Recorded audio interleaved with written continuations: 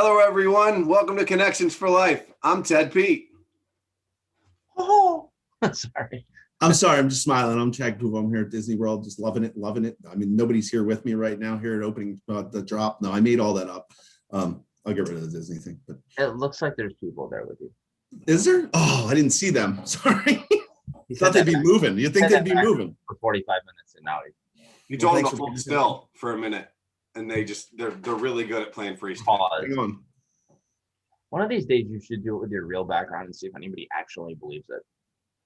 Well, didn't we do one where it was just like a screenshot of his actual background, and he used it as a backdrop? I don't know, but the craziest part is that picture of my background that I took 10 months ago is exactly the same. Yeah. Behind the green screen as it was 10 months ago. I'm Joe Surratt, by the way. I don't think it's. Hi, Joe. Welcome to the show. Yeah. You guys interviewing me today? No. Ooh, that's not a bad idea. Yes, it is. That's a terrible idea. A horrible idea. I'm with Joe on that being an awful idea. Yeah, I'm done. That'd be the last connection we tape. How was your weekend, Joe? I don't know. Whoa. It was hot. Wow.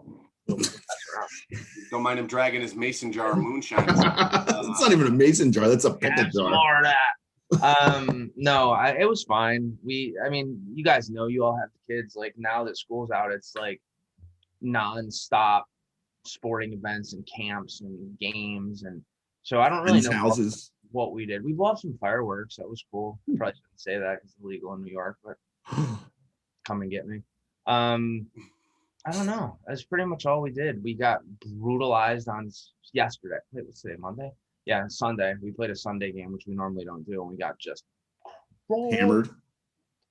Yeah, it was like 94 degrees, and no one was very inspired to play. Not that they're inspired ever anyways, but they were less inspired this.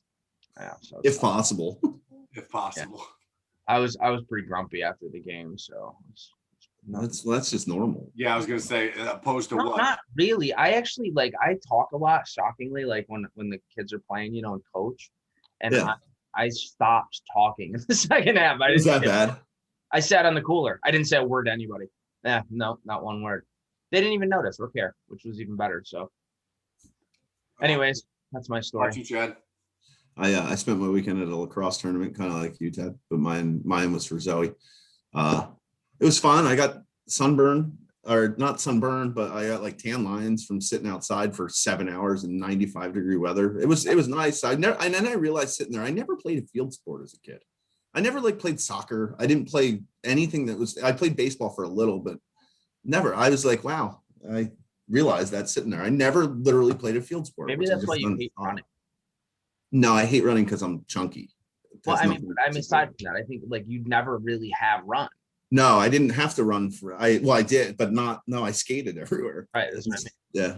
I do. I hate running more than anything. You have some sick tan lines. I do. I'd show you, but you don't want to see it. Like this. I have one there. It's right at my neck. You can't see it. Sorry. I know that's disappointing. Teddy, what'd you do? Did what you did. I went to, I'll put a little different spin on it. Normally at these things, it's basketball for me, basketball, but my son decided to play some travel lacrosse here. He's playing for a program. We went down to Philly to a large tournament down there called the NXT Meltdown, and played some of the best competition in the country. There was teams literally from the entire country, California, Florida, everywhere. Oh, that's pretty cool. I guess COVID doesn't matter anymore. No, because yeah. COVID's gone, as I just got done with it. There's no Canadian there though. But it was kind of cool. His schedule worked out really well, which never happens in basketball. And he had a game at 8 o'clock in the morning, 9 o'clock in the morning, 10 in the morning, and we were done for the day. Best part about lacrosse, honestly, the best thing about lacrosse is they play 3 games within 5 hours, and you're done. Whether it's the end of the day or the beginning of the day. It was so at 10:45 or 11:45, whatever it was. Him and I hopped in the car. And for one, I got to be a dad instead of a coach and watch. And my son played. It was great. And I just got to cheer and have a good time. And then him and I got to go spend some cool time. A couple of years ago, we did what we called a mancation. And him and I hopped in the truck and we drove to Nashville and saw some friends along the way. And we did some cave zip lining. And then we drove over to DC and spent some time with his godfather. And we came up to Philly and we did the Rocky statue and the steps and picked up my wife from the airport and came home. So he said, Dad, let's go back into Philly and redo the Rocky statue and the steps, and you can do a side-by-side picture on Facebook. And I'm like, are you mocking me right now? And he's like, I'm 100% mocking you. And but we did do all of that. That's awesome, though. And it was great. And we got some Philly cheesesteaks, and we just had some cool father-son time together. And we went shopping. Awesome. He tricked me into buying him stuff, and it was all around. It was a great weekend. Got home yesterday, and then I coached basketball. So travels. It's amazing, isn't it? I can't wait for those days. Yeah, it's fun. So, Chad, who do we have coming to join us on the show the show that everybody's here to watch, not hear about our week? Not to hear us talk about what we did. This week we have Russell Treat, who is the host of the original, I would like to call it the original podcast of our industry, essentially, the Pipeliners podcast. He's also a serial entrepreneur. I think he has like 4 or 5 different companies. He's always been kind of a tech geek out of college, went to Texas A&M for like software programming, I believe, if I'm correct. And his companies, he spent a lot of time in his company's time in control rooms of pipelines, which is something completely different for us than we even know anything about. So when he talks about it, we kind of look confused. Nod and smile. It happens normally. I was in the car, so in my cell phone. So that wasn't just your background. You didn't just have a green screen. I didn't. That lady that walks past. If anybody can tell us how many times the lady walks past, that'll send him $5. I almost lost my mind that day, but that's okay. You know, that's beginning to be a trend on our show, is once an intro or once an outro. Typically, once a show, you hear Joe say, I almost lost my mind on that day. Well, I mean, we're trying to record, and I'm on my cell phone. You guys know I had audio and video issues initially, so I had to switch just to my phone, which was sitting on my steering wheel, and I was pulled in the back of a rest area away from everybody. Like, I got as far away from people as I possibly could, and for some reason, this lady felt the need to just back and forth behind my truck. There was nothing else around, but I didn't want to, like, mid-interview be like, hey. So get out of his truck. I thought that's why you turned off your phone for a second during the interview. On location. Yeah, you guys could, it'd be like an episode of Cops. Oh, all right. Well, so without further ado, welcome to Connections for Life, Russell. Hello, Russell, and welcome to Connections for Life. How are you doing today? I'm doing great, guys. It's great to be here. Looks like it would be windy on that boat, Russell. I'm just saying. Well, that's why my hair is all swept back. See that? Yeah, me too. Look. You had your head out the window.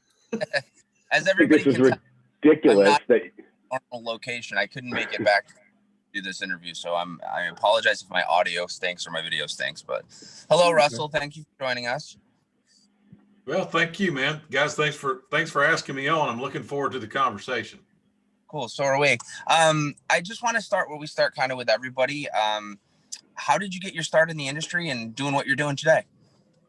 It's kind of an interesting story. I'm a degree out of the University of Civil Engineering. I went to Texas A&M, spent some time in the military, in the Air Force.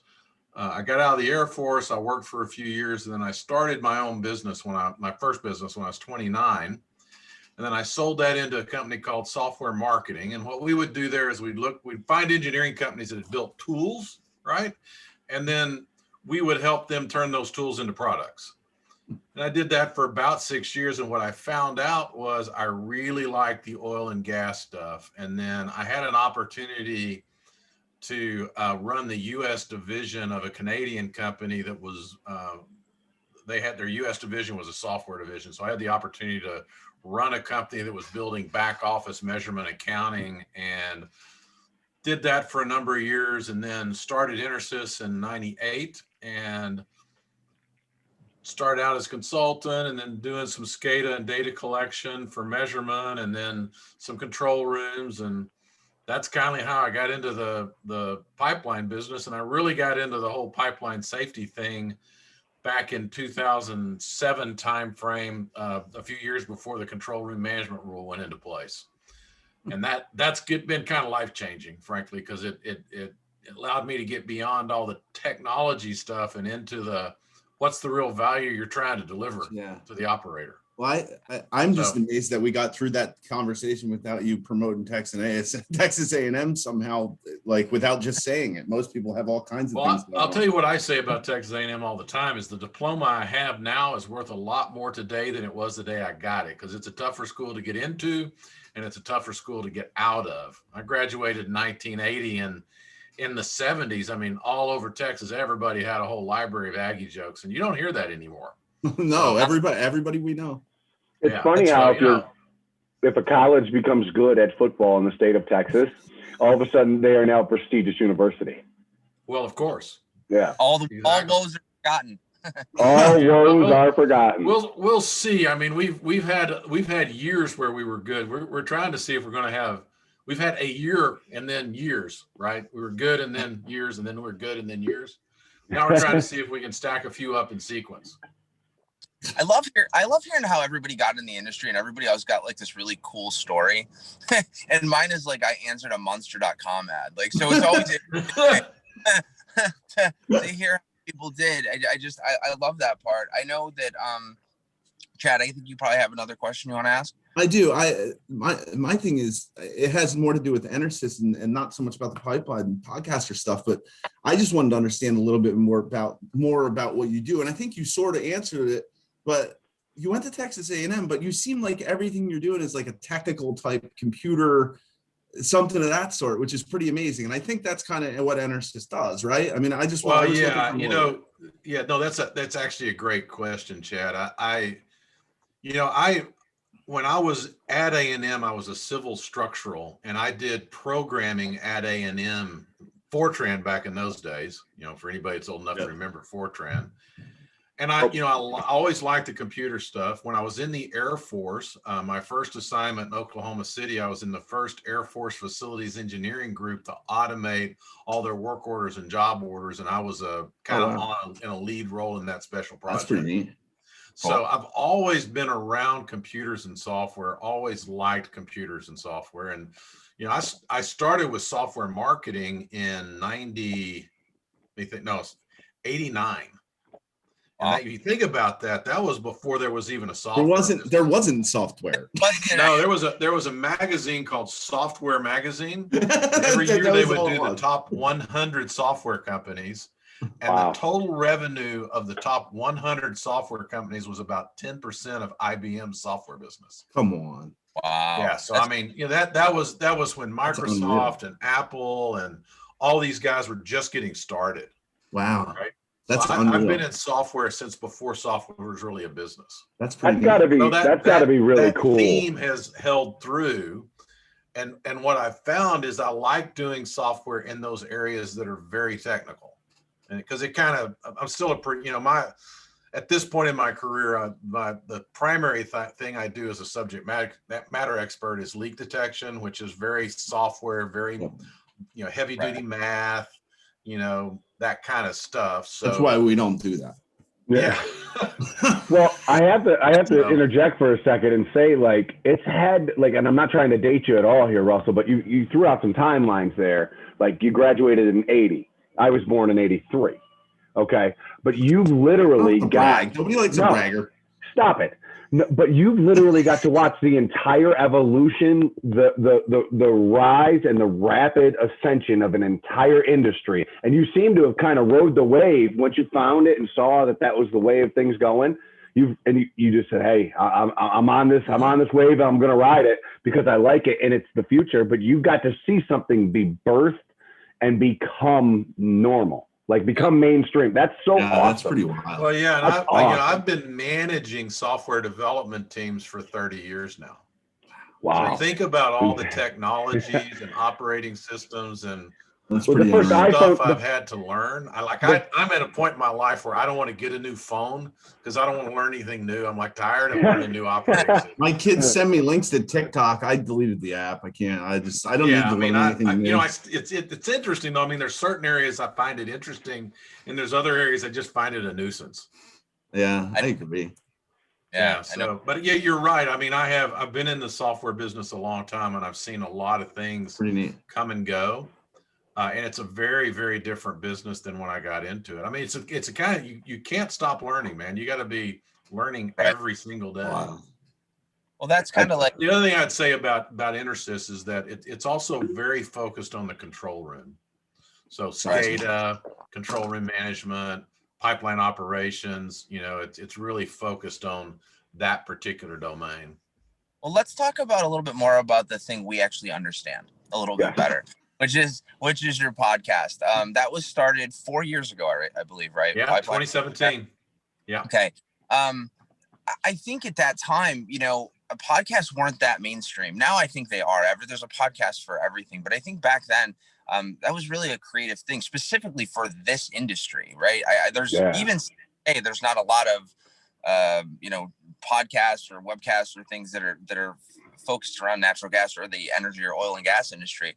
Pipelines, right? What started that? Like, where did that come from? Did you say, how did you get? Again, man, Joe, good question. So I'm always a guy who's trying to track technology trends. Like, what are people doing? What's new? What's different? What's really having impact, et cetera. And I started listening to podcasts, probably 5 years before I started one, and was listening to them regularly, right? And then I started listening to a podcast by a guy named Pat Flynn, who does podcasting about how to do podcasting. Got my mind to thinking, right? And I came up with this idea. I was like, well, I could do a podcast. I mean, I've always had I know I have a distinctive voice. I did some radio stuff when I was really young in college as kind of a part-time little fun thing, but I've always known I'd had a voice, right? So and I've always been comfortable with public speaking. So I just kind of thought the vehicle would be something that I could do. But I'm like, it's going to be a lot of work. How would I do it? How do I make it make sense? I don't want to do it just to do it. I had a friend of mine that he still does all of our sound work. I called him up and says, hey, I want to just sit down and just do a podcast. And I did the first podcast with him, and it was one episode of just another Game of Thrones look back, and we talked about Game of Thrones. So that was. See, now I'm revealing my inner geekdom, right? Hey, we all have them. We all have. Yeah, exactly. So, anyways, to kind of, so I had been noodling on the idea. This was also at about the same time, about 2015, we started bringing our new control room management tools to market at Intersys, and we were just getting crickets. I mean, nobody was engaging with what we were trying to do. Nobody was returning phone calls. And I went, and it had been probably 7 or 8 years since I pushed something out to the market. And I went and started doing some research and like, well, what's changed in the marketing world? And what had happened is push marketing had died and pull marketing had birthed in that period of time. Push marketing is send them a brochure, make a phone call, set up a meeting. Pull marketing is do something interesting, get them to call you. Yep. And I started thinking about, well, what could I do that would be of value that I could give away, that's authentic, that would be fun, and I could sustain. And it really came together when I realized that, I learned the business by going to trade shows, finding the old smart guys and asking them questions. 100%. Right? And the better the questions I could ask and the more technical the questions, it's like I'd go to these things and I'd seek the person out. I'd ask questions until they couldn't answer anymore. And they go, well, you need to go talk to this guy. I'd trot over there and go talk to that guy. And my thought was, there's so much expertise that's leaving the pipeline world.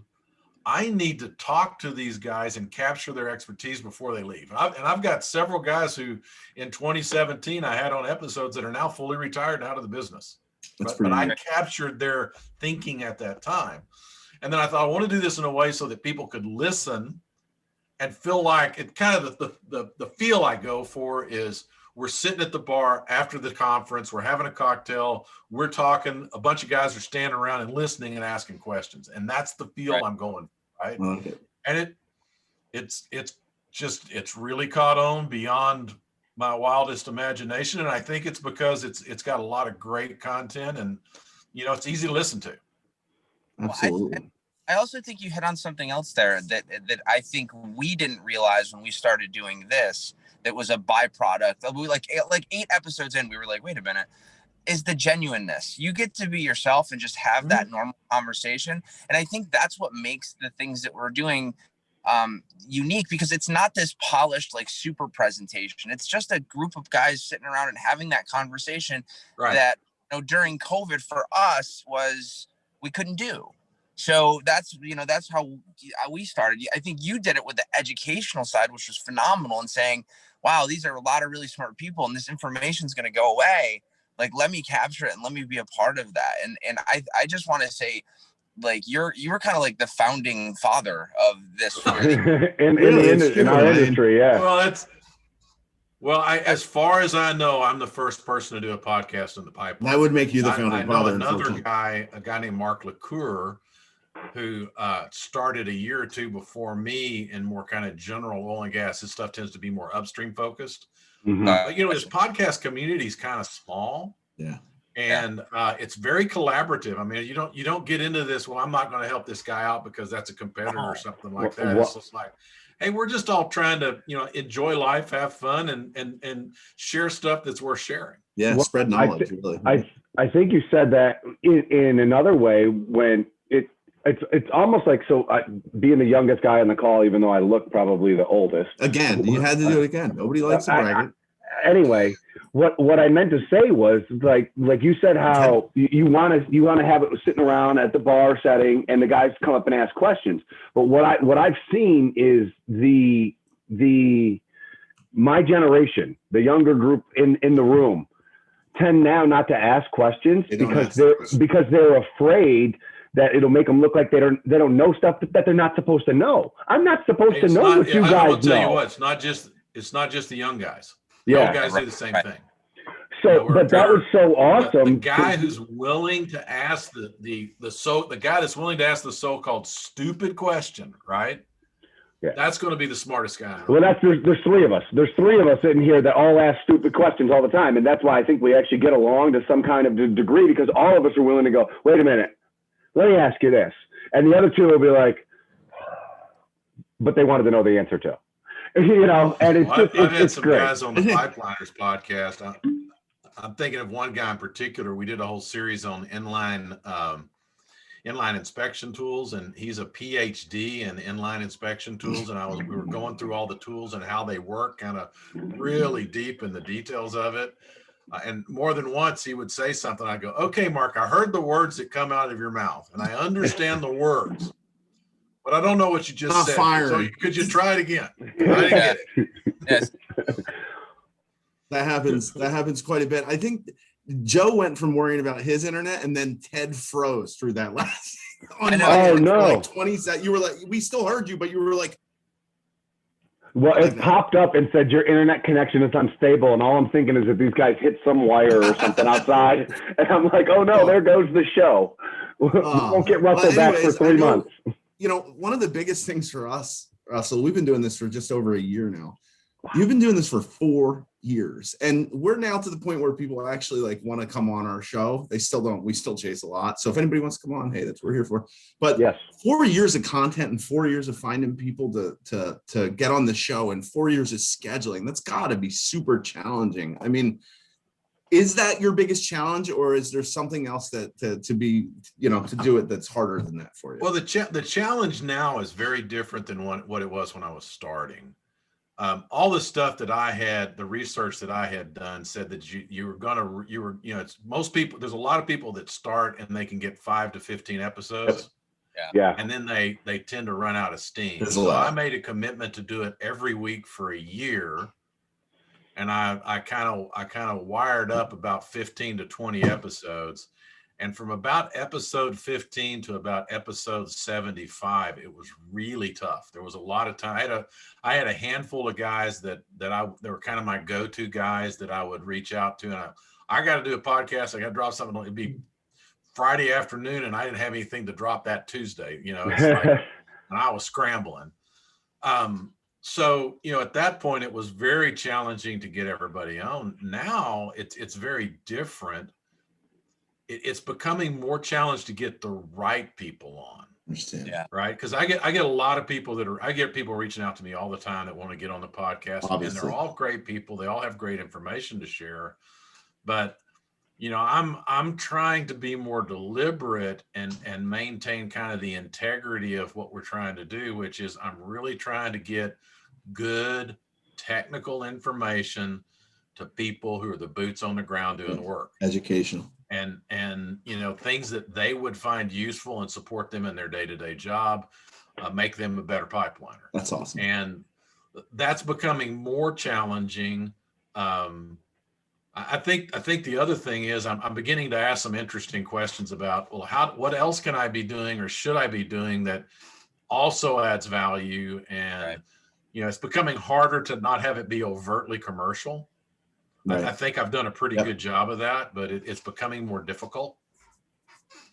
So, I think the other thing you have to manage too is I think when you get to the point that you're at, you have to start choosing guests that your audience is going to appreciate and enjoy, not somebody that wants to come on your show because they want to get a pump for their. Right. That's that part's actually not that hard. If I find them interesting, if I find the content interesting, the listeners will find it interesting. Yeah. Because really the whole selection is generated out of my curiosity, right? Yeah. Like if that's something I want to know about, there's probably others that want to know about it too. That's cool.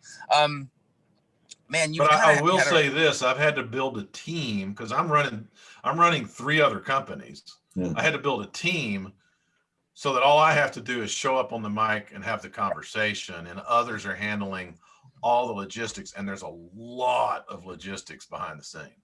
I actually have another question in response to that. At what point in time, when you start from day one that you started your podcast to current day, when did you bring in that team? When did you make that decision and say, too much for me to handle, I need help, I need to be able to...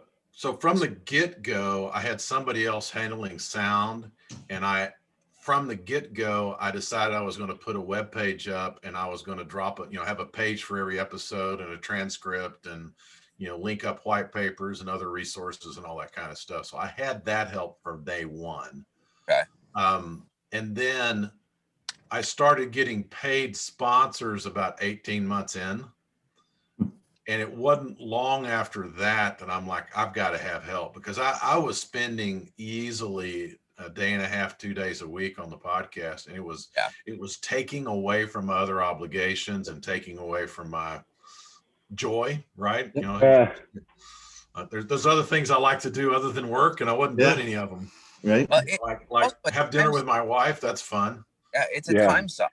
It really is. Yeah. So I brought in an assistant to help with scheduling and making sure all the back office logistics were happening. And that was pretty transformational. Did Joe die? No, he's back. You're back. He didn't like what he heard and said, he goes, I'm doing it. He's running away. That was a terrible answer, Russell. I'm hanging up. No, so it was probably 18 months in that I started looking and found an assistant. Cool. I was just kind of curious about that, because we still, from start to finish, do everything pretty much ourselves, except from like the video editing and posting, all the schedule, everything. It's kind of on our shoulders. So I was just curious. Yeah, most people do. Most people are doing it all themselves, right? And it's not easy. It can be done, but if you're doing an episode every week, it can get tough. I'm getting tired. To be honest with you, it gets tiring, it gets exhausting, because it's constant. It never ends. You finish. It's like you run a marathon every week. You start, and you're done. You're like, wow, that was great, and then you got to start doing it again, and it gets time consuming. But well, obviously I think we can use the term influencer, right? That's a new term that I'm learning that people are, starting to call us. You're an influencer. And I'm like, I don't influence anybody. I just except my kids when I yell at them. But I think you are. I think you are an influencer, and I think what you've built is really commendable. I've listened to this show on several occasions. It's really unique and interesting, and I think it provides an awesome format and gives us all an opportunity to learn. You'd mentioned something before I move on. You'd mentioned something that I thought was really important. Is you said it's kind of a small community of people in this industry that are doing things like this. And instead of looking at each other as competition in any way, shape, or form, I think it's amazing that we all idea share and we communicate and we talk. And, there's times where guys will call us, and Jim and James from Coffee with Jim and James will call us, like, man, I wish we thought of that. How did you guys accomplish that? And what, and it's, right. I think it's really neat that we all are like, we all have the same challenges, and I think that's what we appreciate about what what each other is doing. So, with all of that being said, I know that you probably have a lot of victories in your life, and the time that you've been in the industry, and the things that you've done. What would you say, as an influencer, your biggest and most crowning achievement has been? I know it's probably not Connections for Life, but maybe. I was thinking we were like the cherry on the cake on the top today. But yeah. It's all about being on this podcast, man. It's the best thing you know. I'm done. I can hang it up. I'm call it. Don't. It's interesting, Joe. I want to answer that question maybe in a way you wouldn't anticipate. I don't really think about my victories. I know what you mean. I think about my failures. I can tell you a lot about my failures, right? And if you're asking me what are my biggest failures, I'm like, I don't know that I want to share that right now on the podcast. I'm probably more aware of that. I do think that when I look back, at when I do finally retire and I reflect back on my career, I think one of the things I'm going to be most proud of is the podcast. And really not because I did it, but because of all the people who put their confidence in me around being on the podcast. Sure. And I'll talk about one gentleman in amazing, particular. Yeah. I'm sorry. Go ahead, Chad. I said you've memorialized some amazing content. Is also that goes right around for those. So there's one that I'm particularly proud of, and again, it's not because of the content, but because of who I was able to get on to share his story, and that's an episode on the Bellingham disaster with Larry Shelton. Wow. Larry was an executive with Arco, and he was put on the Olympia pipeline board. So Arco, Shell, and I think Chevron, there were 3 partners in the Olympia pipeline. Shell was the operating partner, and there was 2 others. Larry was an executive with Arco, and he was put on the board the day after the event and had a lot of direct interaction with the family and a lot of direct interaction with the company and with the safety policy and so forth following. And that episode is so compelling. It is something, I'm going to get emotional just talking about it. It is something that the industry, everybody who works in pipelining needs to listen to that, because it's so fundamental to the responsibility we have to our communities and to the people that rely on us to safely and reliably deliver the fuels they need to maintain their lifestyles. Life sustaining. Really compelling.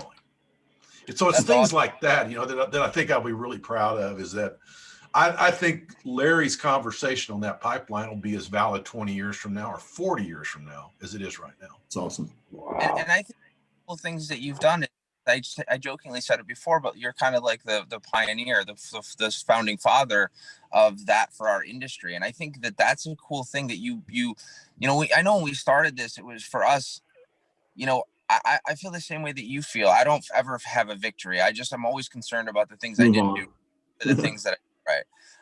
But I think you should appreciate the fact that the things that you've done and the content that you've created has compelled other people to try and do things that's all for the betterment of the industry. And you started that. So, give yourself a pat on the back in that regard, because I think you deserve it. Well, thanks, Joe. I very much appreciate that. I think maybe you give me too much credit, but if I'm having a positive influence, that's awesome. Yeah, you are. I mean, and that kind of, that the crazy part is, Russell, Joe, thanks for teeing up my next. I was going to say that's a great lead. My next and final question. I mean, I guess, what would be any advice you had? Somebody starting out doing a podcast, entrepreneur. You've done a lot of cool things in your life so far. So, what's the one thing you tell somebody to get it started and get it going? Well, yeah, boy, that's a great question. One of the things I have done is I've probably worked with 40 entrepreneurs that are doing startups in my life. So I've worked with a lot of people doing startups, and I don't know how I get that down to, a 5-minute conversation, but I'll try. I think the first thing is, anybody starting something, you got to realize you don't know anything. You don't know everything. You're not ever going to know everything. And it's a lot harder than what you think. And that's the first thing. The second thing is, it needs to come out of who you authentically are. And it needs to be something that supports both your passion and your joy. because that ultimately is what's going to make it sustainable. If you're passionate about it and it delivers joy for you and others, then it'll be sustainable. Yep. If you're doing something just because you think it needs to be done, or you're doing something just to make money or to be somebody, it's not going to be sustainable. It has to come out of a really authentic, It's really passionate, this is who I am kind of place. really good. And if you do that, it doesn't really matter what you do, you're going to do good at it. It's good to have passion for what you're doing and also be having fun while you're doing it. I mean, one of the things we talked about a lot on this show, and I'm sure you feel the same way, is it's a hell of a lot of fun to do this stuff. And meet and new people. I mean, Russell, I've never, I'd heard of you and seen and listened to your podcast and knew who you were long before I ever thought about doing this type of thing. And I would have never had an opportunity to get to know you at all. Joe, that is a super question. I have made what I think are going to be lifelong friends that I would have never met if I wasn't doing the podcasting. Absolutely. And met some great people. That's my reward. That's the thing that I always love about what we're doing is that I get to meet people from all walks of life that not that we wouldn't have ever been able to be friends. We just would have never integrated with one another because we just never are in the same, we weren't, our paths weren't going to cross. Yeah. So, well, I will say too, that with the way I've been doing my podcast, that if you've got a technical problem with a pipeline, I know a technical expert that's all. Yeah, that's awesome too. Yeah, that's awesome. I have learned so much about pipe. I've learned a lot about pipelining. You'd think after I'm coming up on 200 episodes. Wow. And you would think at 200 episodes, you've talked about everything there is to talk about in pipelining. Oh, wow. And I'm here to tell you, I'm just getting the crust off the biscuit. And well, I'll tell you, you shared several things there, but that when you were speaking about how you have to be passionate about what you do in life and how in order for it to hold value, it really strikes to one of UPSCO's core values. One of the things so our company went through this change in their philosophy and how they hired people and whatnot. And I proudly say this, I was one of the people who was hired to the company's core values. All right. And one of them being passion with purpose. And you spoke about that. And like I tell people all the time, my job's changed 3 times since I've been at UPSCO in 3 years, but I love working for UPSCO. I love the people I work with. I love everything about it. And I have fun with it because I get to be passionate about what I do and whatnot. And then you spoke also how it led you to people that Joe says it all the time as well, that we would have never interacted with or interfaced with. All of the connections that have been made through this podcast are literally things that are going to be years down the road. You're going to see a guy and be like, man, I remember I had him on the show one time. And it was that initial connection, that initial passion. It's just wonderful. I'll tell you, this whole COVID thing's kind of interesting, right? Because I started the podcast in 2017 and in November, so late 2017. And then I went to all the normal conferences I go to in the spring and nobody had really heard about the podcast yet. Right. And then in 2019, I went back and I went at the API Pipeline Conference and at the AGA Operations Conference. I had a handful of guys come up to me and go, hey, that's the podcast thing you're doing is pretty cool. One of whom was, I was participating in the gas control committee, and one of the control room managers for one of the major pipeline operators said, yeah, we play your podcast every week in the control room. And I've had controllers come up to me and say, I really like that podcast because I never knew why we do X, Y, Z, and now I know why we do that. So I was like, that's awesome. No, it is. So, but it was just a few people that said anything. I'm going to the AGA Ops conference in October in Orlando. Us too. Hey. Yeah, I'm going to set up on the floor. We're going to do a podcast while we're there. I'm really interested to see what the response is going to be after being like a year and a half not seeing anybody. I'm really interested to see what that's going to be. We talk about that occasionally too, because we started this during the pandemic. So we haven't even been to a show yet. Yeah. So I don't even know who's watching, how many people. I have no clue. So it'll be really interesting to see if it's just a normal, humdrum, or or people know who we are now because of what we're doing. I don't know. It'll be interesting. I'm excited. I got the first crack at it. Conferences I went to in 2018, I had a couple of what I'd call fanboy experiences, and it freaked me out. I did not know how to deal with it. I didn't do it very well. It kind of threw me out of who I normally am. Yeah. So I probably need some coaching on what's the appropriate way to deal with a fan, because I have the idea of having fans is Well, you punch him in the face, isn't it? That's not weird. Joe has all the answers for that. He's got a lot of fans that just find him everywhere. So after we're off the air, you and Joe got to link up and talk about the fanboy stuff. Okay. This is great. This was absolutely great, Russell. We can't thank you enough for honestly coming on the show with us here and just the opportunity to get to know you. You know, the opportunity to learn from you and to grow our show together with you. So for me personally, thank you for joining us on here today. I enjoyed it immensely. Well, thanks guys. Thanks for having me. It's really been fun, and look forward to seeing y'all in person. I know seeing people in person is like, that's like very old school, but I still like it. Yeah, we're looking forward to it. I'd said it before, but I just want to thank you for doing what you've done. Thank you for having the courage to start what you've started. And I think it's inspired a lot of people to feel like that they have an opportunity to be successful like you in that market. So again, I never thought you'd come on this show. I thank you so much. and wait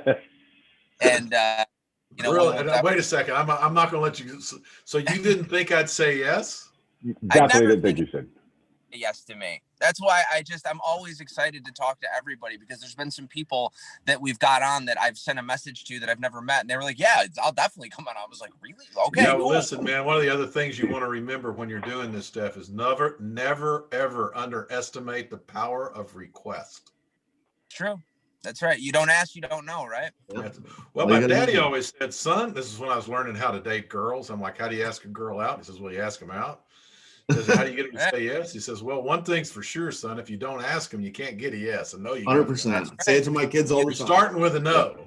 Yep. So the only thing you do is improve the outcome. That's right. Love it. All right. Well, thanks a lot, Russell. We really appreciate it. Maybe someday we'll get on your program.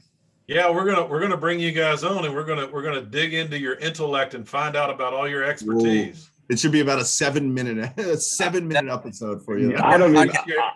I'm not giving it 7 minutes. Can we talk about something other than like pipeline and stuff? Because I know a bunch about sports. No, we're going to talk about pipelining, or you're not coming on my show. All right. Hey, Russ, thank you so much.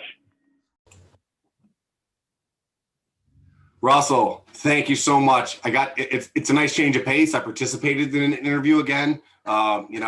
Have to show up to work every now and then. Like once every 30 weeks. Once every cool.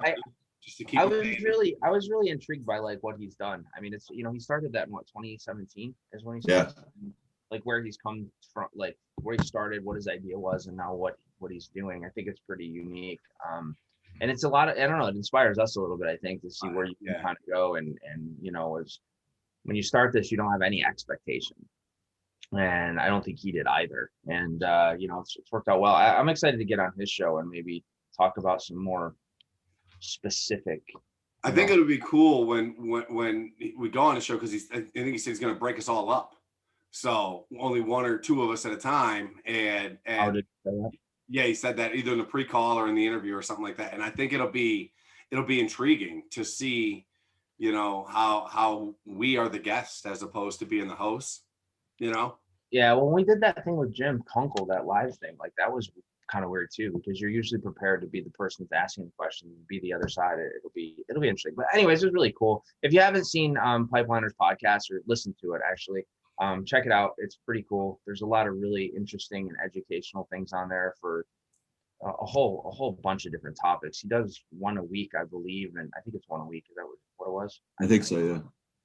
One a week. So pretty cool stuff. So thanks. It was just another example of a person that we got to meet because of doing the show, and not because we would have ever run into him. Never. And now actually we're gonna run into him. We're gonna be at the same show as him. And we're both going to be doing live broadcasts at that show. So when is that again, Chad? Why don't you tell us about that? Actually, I believe that's the American Gas Association's it was called the Spring Operations Conference. But it's a concert too. But no, we'll be there. I believe that's October 4th to the 6th or 7th, the first week of a full week of October.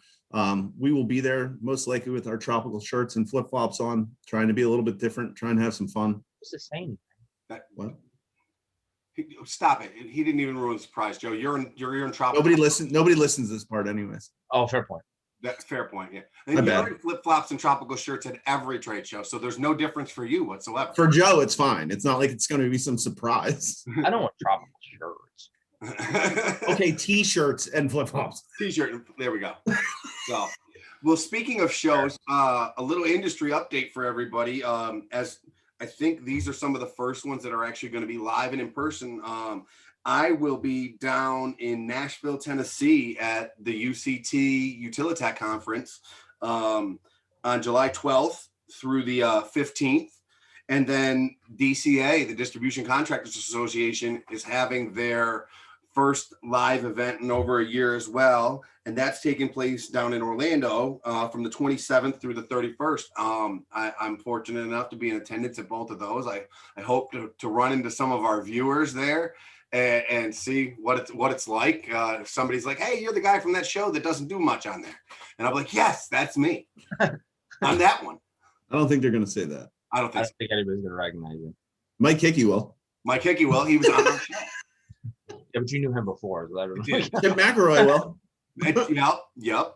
Also knew him before. So. Who else? But hey, who else is there that have been our guests, Teddy? Oh, there's a bunch. There's a bunch of them there that have been our guests. So it'll be intriguing. I'm excited for it.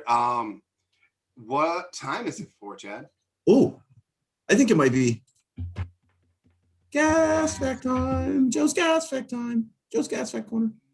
See, that's like we were talking about the group voiceover. You can just hire me to do it. That'd be great. Yeah. Not the group portion. I can only do that high pitched weird thing. Yeah, that thing. Go ahead. Back to you, Joe. Back to you in the studio. So last week, was it last week? I don't even remember. They all run together now. I didn't really do a gas fact. I'm not really going to this week either. This is a little. We had to change that from gas fact to gas. You went really the opposite way last week though on your poll.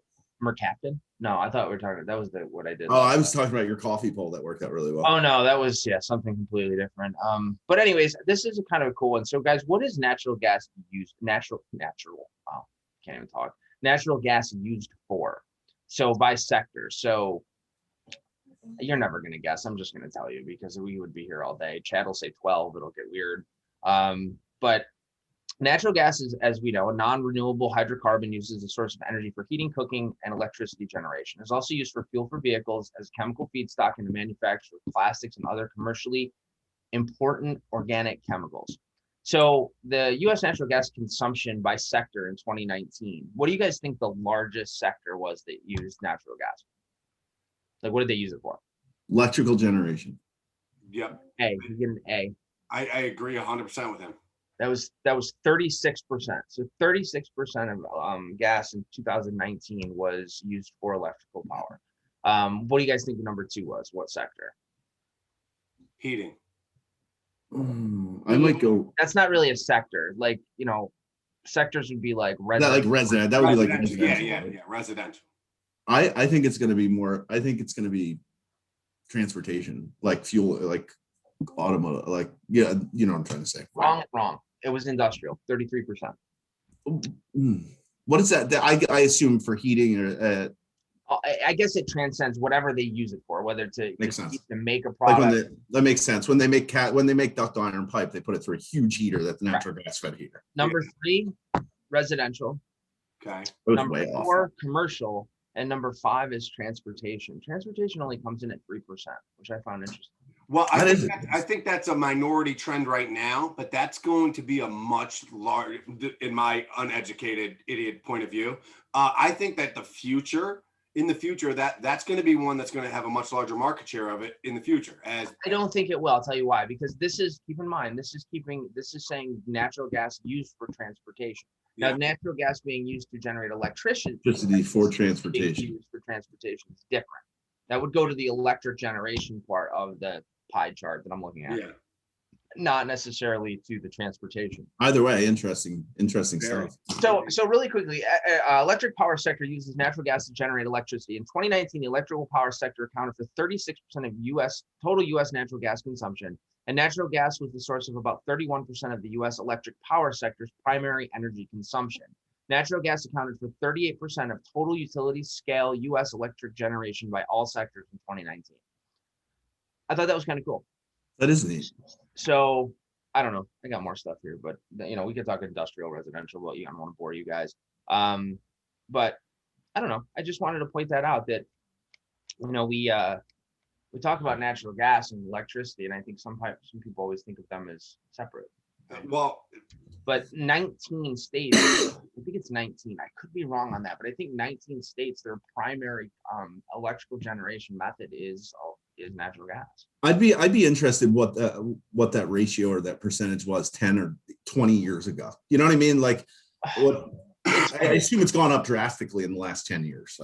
So I had it. Hold on, I had something here a second ago that I was looking at, but I don't know where it was. But it's gone up like from 1950 to like 2020. Let me see if I can find it. 250%. That's got to be something. It wasn't as much as you thought. Really? No. I would have guessed it would have skyrocketed. Well, maybe that's because of the efficiency of how they get how it burns, how efficient Yeah. it burns. Yeah, I can't find it. That's okay. Maybe you can have it for next week. Ooh, we're leaving breadcrumb trails Maybe. now into our Maybe. next episode. Look at us go growing. I'm off next week, so I'll never get the answer. What are we gonna do without Chad next week, Joe? Not record. All right. No, I mean we have. I may be able to jump in there if you give me a good. Somebody's gonna have to bring the weekly gas fact backdrop banner. I am not getting. I can just show up and not actually be here.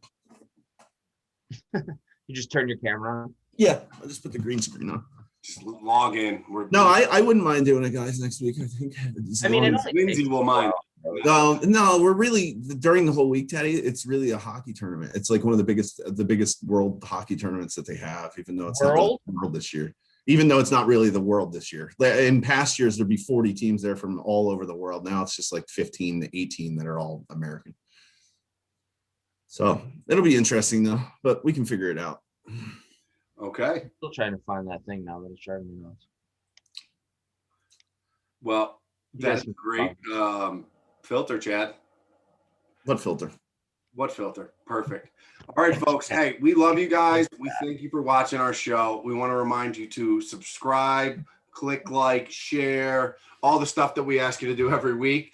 And we'll be right back here with the same Gas Fact time at the same Gas Fact channel. And I have to say, I can't, like, for everybody that's still watching this ridiculous program, this is what happens when the camera is not recording. This is what Chad does. And I just want everybody to know that we see about 50 of these a day, but I can't take that one. Like, that one is like, you look like Harry and the Hendersons. You remember that? I don't know. Please, can we stop recording? Enough. Goodbye, everybody. Bye, guys.